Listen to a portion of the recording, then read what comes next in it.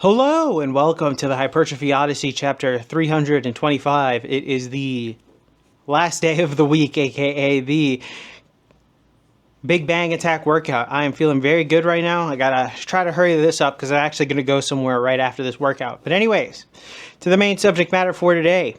White coat syndrome. Now, why white coat? Well, what is white coat syndrome? Well, we'll talk about that later. But for now, I'll say this. The reason why I'm talking about this in particular is because I went to a doctor's appointment recently and I had that discussion with one of the doctors that I saw. It was a technician, technically, but still had that discussion with her about white coat syndrome. You know, it's basically the idea that when you go to the doctor is when you start feeling all these extra things that you don't really know. So I wanted to explore that a little bit because it feels like every time that I was there, up until this year, it feels like I would experience this phenomena. So I wanted to talk more about it because it is a very interesting thing. That, and also this might be a shorter episode, so this isn't necessarily a full length on episode. But with that being said, though, I will see you about the base. Alright, so started this day off with the one arm lat pull down.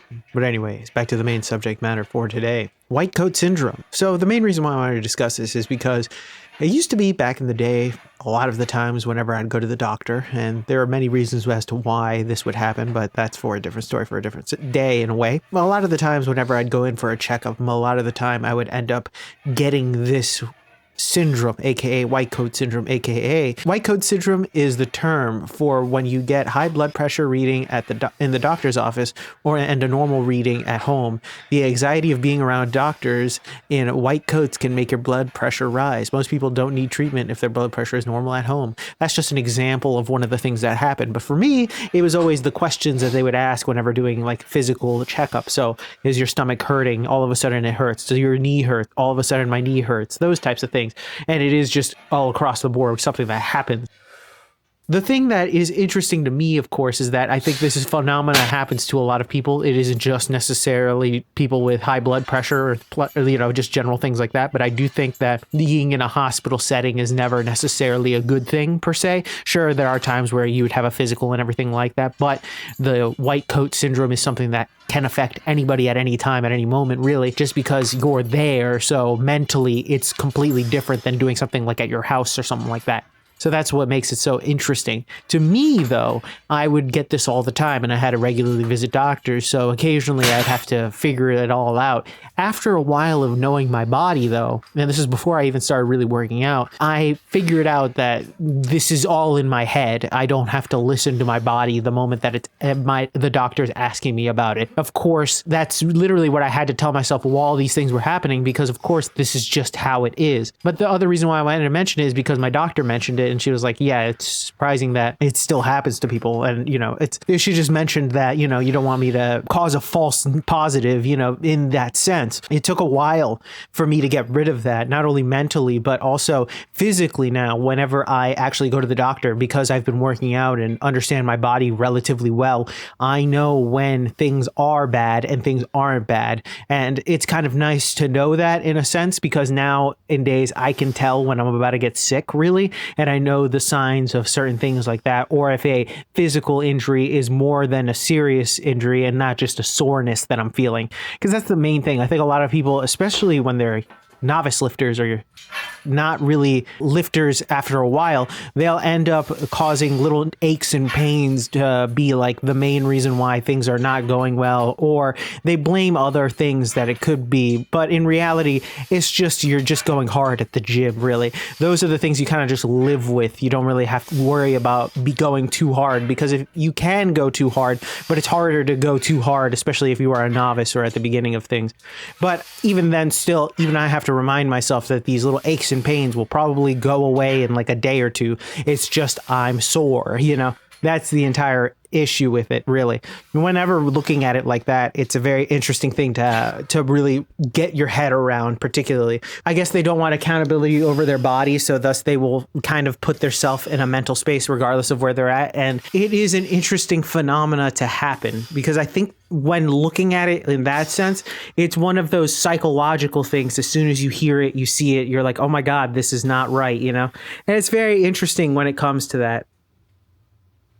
personally, I am thankful that I have been able to get out of it, and I hope that if you do have it, you can get out of it. But I think fortifying your own physical body to the best of its ability is probably is the best way to avoid something like this, because you can fortify not only the mind but the body as well, so you know when things are going great and things aren't going so great.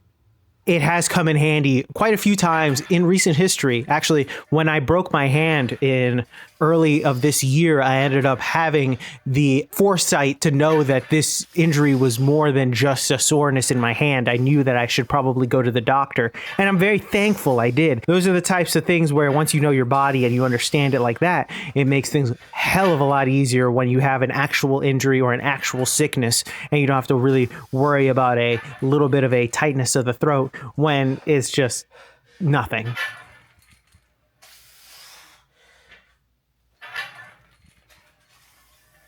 And we're back. Welcome to the workout debriefing. Exercises not filmed. None. Exercises skipped. Also, well, actually, we have one.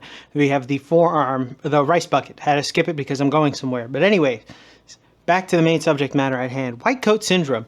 So, it's funny. I'll have a little anecdote after this. White coat syndrome, generally speaking, is something that I feel like has happened to me before in the past, but has slowly gone away as time progressed. I don't know what it is. Maybe it's just because of how I know now my body works, maybe. I know how things are usually supposed to go realistically, that I'm not necessarily worried about something here or there. I know when something's wrong now at this point. I know when something's off completely, and I'm not going to be bullshitting around. So it is something that I think about, and I think that now, because of that, because I'm not really necessarily worried per se about every little ache and pain or thing like that, going to the doctor and them saying like, you know, do you feel any pain? Do you feel anything here? Do you feel anything there? You know, all that stuff. It doesn't bother me nearly as much. It's not as much of a problem for me personally, but I think that working out and knowing your body is half the battle, really. If once you understand your body, you can understand or at least get rid of that feeling for the most part.